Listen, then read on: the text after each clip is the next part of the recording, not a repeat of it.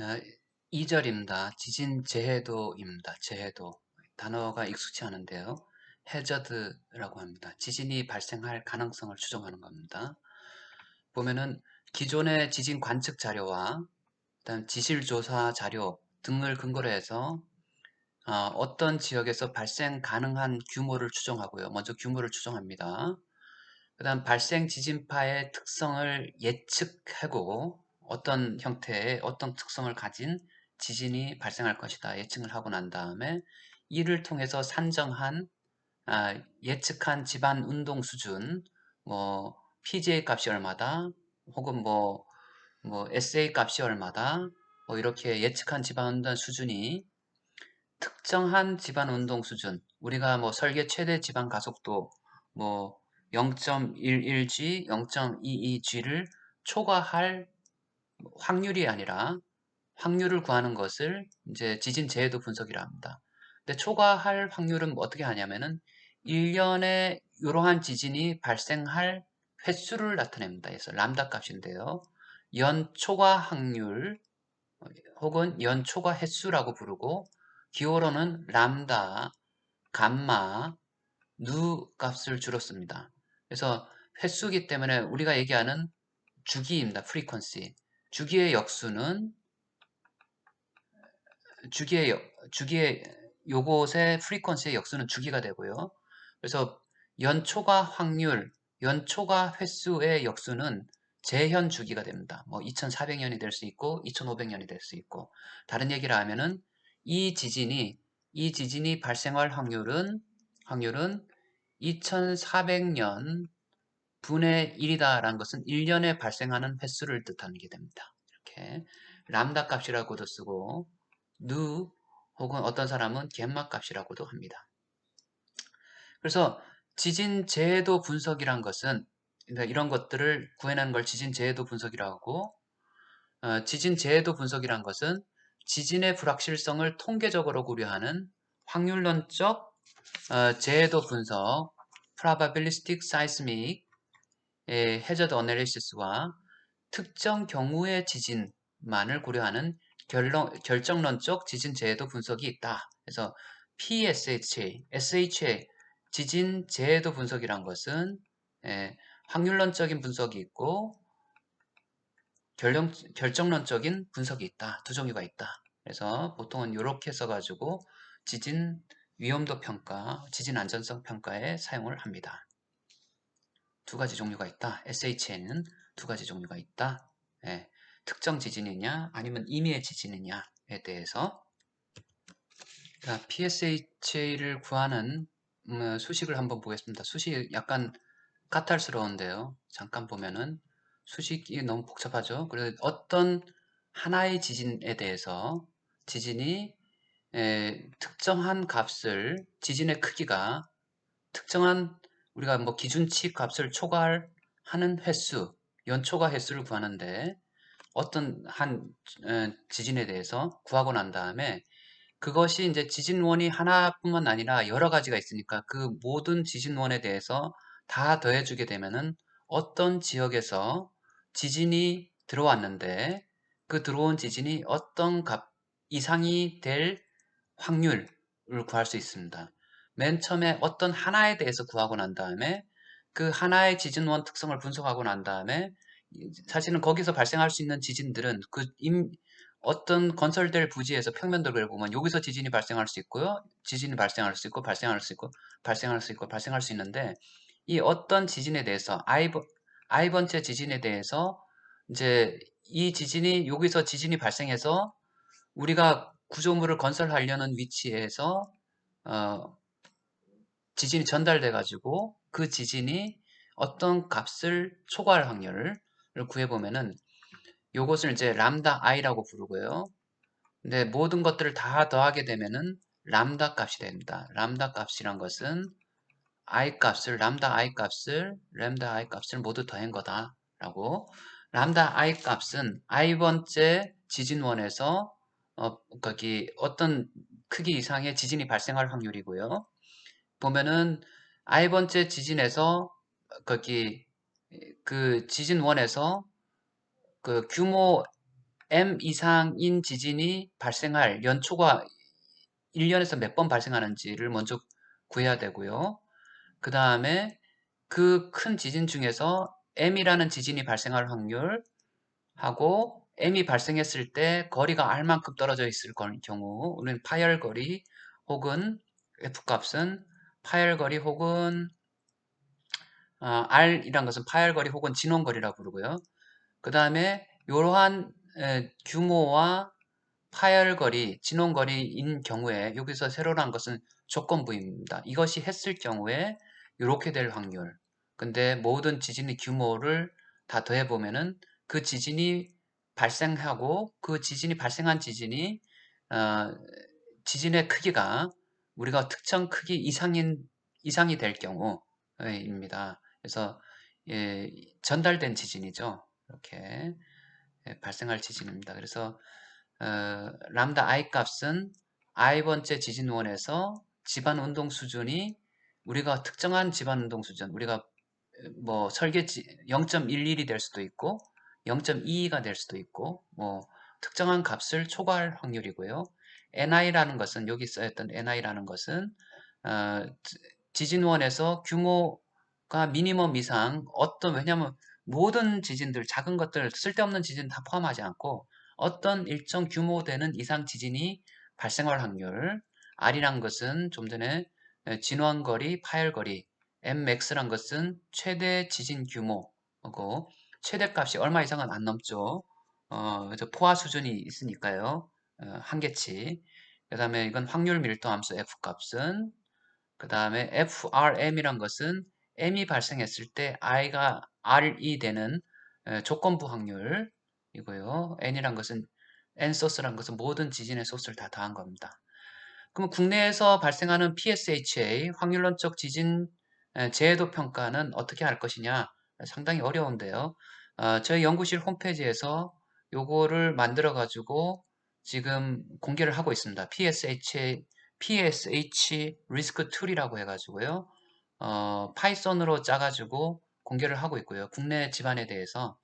근데 지진원 자료가 지금 충분하지 않기 때문에 현재 여기서 사용한 지진원은 원자력에서 사용했던 지진원, 국내에서의 지진원 지도를 사용을 하고 있습니다. 아직 우리나라에는 지진원 지도가 이제 제대로 원자력 빼놓고는 나온 게 없기 때문에 그 데이터를 사용했고 관련 논문도 있습니다. 그래서 만약에 요거를 사용하게 된다면은 그 관련 논문을 꼭 참고문헌으로 언급해 주시면 좋겠습니다. 우리나라 사람보다 외국 사람들이 많이 사용하는 것 같더라고요.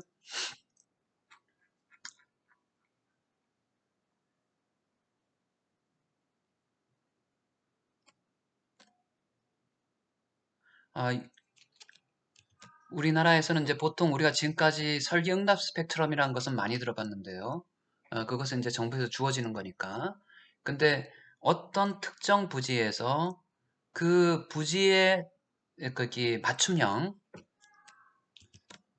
스펙트럼, 부지 고유 스펙트럼이라고 합니다. 그것을 그 지역별로, 그 건설될 위치별로 따로 구할 수가 있습니다. 그래서 보통 그 안반에서 구한 것을 가지고 유니폼 해저드 리스판스 스펙트럼 등 재해도 스펙트럼 UHRS라고 부르고 이것은 뭐 일반적인 그 디자인 리스판스 스펙트럼하고는 조금 다른데요. 그 특정 부지의 모든 그 특정 부지에서 발생할 수 있는 안반상에서 발생할 수 있는 지진이고 그 다음에 위에 다 부지응답을 해가지고 지표면상에서 발생할 수 있는 사이트 스페시픽 리스판스 스펙트럼, 사이트 스펙트럼, 부지 고유 응답 스펙트럼도 있습니다. 하지만 안반상에서 발생할 수 있는 특정 여기 원자력이 지어진다든가 이럴 경우에 등재해 지도에서 구한 등재해도 스펙트럼, 응답 스펙트럼입니다. 이것은 어, 모든 주기에 대해서 파괴 확률, 초과 확률, 그 지진이 발생할 확률이 같아라고 해서 유니폼 해저드라고 했고요. 그래서 주기가 어떤 2초인 0.2초, 0초, 2초인 주기의 지진이 에, SA 값이죠. S 값이 스펙트럼 값이 2초인 지진이 발생할 확률이 등재도 1년에 초과할 확률이 0.002인 것을 각 주기별로 다 모아서 그림을 그려봤더니 다음과 같이 나타나더라. 그러면 이 곡선은 어떻게 구하느냐 라고 했을 때 이것을 가지고 seismic hazard curve라 부르는데요. 지진 재해도 곡선이라 그러는데 지진 재해도 곡선은 앞에서 설명했듯이 어떤 사이트에서 여러 가지 지진원들이 있습니다. 폴트가 있고요. 혹은 면이 있고 아니면 포인트도 있습니다. 이런 것들을 다 해서 좀 전에 지진이 발생할 수 있는 확률이 미니멈에서부터 이상인 것들만 고려했고요. 여기는 포화 지진이고요. 그 다음에 규모가 얼마일 때 거리가 얼마일 확률 이렇게 PDF 확률 밀도 함수를 구해가지고 그 지진의 그 거리에 따른 감쇄 곡선 ground motion prediction equation GMP라고 하는데요. GMP를 사용해서 이제 거리별로 다 감소시키는 걸 하고 그것을 다시 이제 한 그래프상에서 어떤 람다 이렇게 한 주기별로 이렇게 나타내고 SA 주기별로 다 나타내고요. 그 다음에 어떤 확률 연초과 확률 우리가 연초과 확률 이 만약에 우리가 2400년분의 1이면 2400분의 1에 해당되는 값을 세로축에 대해서 그 값을 가지고 플로팅을 해보면은 다음과 같이 등재해도 곡선, 등재해도 곡선 같은 초과 확률을 각 주기별로 같은 초과 확률을 갖는 값들, 초과 확률을 갖는 값들 SA 바 값을 구할 수가 있습니다. 이게 뭐 어떤 특정 A 값을 초과할 확률이죠. 초과할 확률에 해당되는 값들을 구할 수가 있고 이 구한 값들을 플로팅 해보면은 Uniform Hazard Response Spectrum UHRS를 구할 수가 있습니다. 상당히 어렵습니다. 처음 보면은 미치겠죠. 등재도 스펙트럼. 하지만은 이제 지진을 하는 사람들 조금 깊게 들어가게 되면은 집안 운동이 뭐냐라고 하게 되면 조금 볼 필요가 있습니다. 자, PSHA에서 얻을 수 있는 것이 또 하나 있는데요. 지진원 분석이라는 것이 있습니다. Deaggregation, 지진원 분석 혹은 지진 영향 인자 분석입니다. 그래서 우리가 이것을 통해 가지고 PSH 과정을 통해서 지진파를 고를 수가 있고요. 근데 고른 지진파 중에서 어떤 지역에서 고른 지진파 중에서 거기서 발생할 가능성이 가장 큰 지진은 규모가 얼마고 진원 거리가 얼마고 이러한 여러 가지 지진파의 발생 가능한 지진파의 특성들을 뽑을 수가 있습니다. 그래서 지진파의 특성, 최대 지방 가속도, 지속 시간, 진동수 특성, 은 이제 실질적인 규모하고 지진원으로부터의 거리, 그다음에 경로, 특성에 영향을 받으며 이 중에서 가장 큰 영향을 주는 것이 지진 규모하고 진원 거리다 라고 합니다. 그래서 다음에 그림을 보면은 이거는 이제 제가 이제 벌써 2008년도인가? 옛날에 캘리포니아 같은 경우에 있어서는 요 프로그램상에서 USGS 지질조사국이죠, 미국. 거기서 어떤 특정 지역을 치게 되면은 그 지역에서 발생할 수 있는 지진의 특성들을 디에그리게이션, 지진원 분석을 할 수 있게 나왔습니다. 그래서 제가 이제 지진을 여기 쳤던 것 같아요. 이거 제가 쳤나? 샌프란시스코 여기 버클리 지역에서 아, 이렇게 쳤는데 거기서 발생할 수 있는 지진은 거리가 주로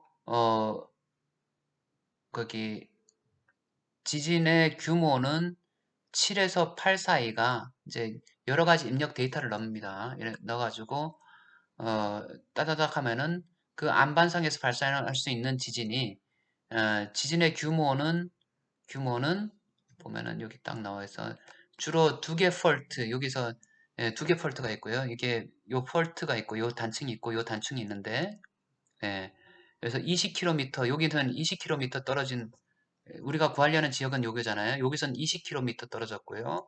여기선 한 10km 떨어졌는데 10km 떨어진 지점에서 발생할 수 있는 지진이 제일 크고요. 이게 샌 앤드리아스 폴트.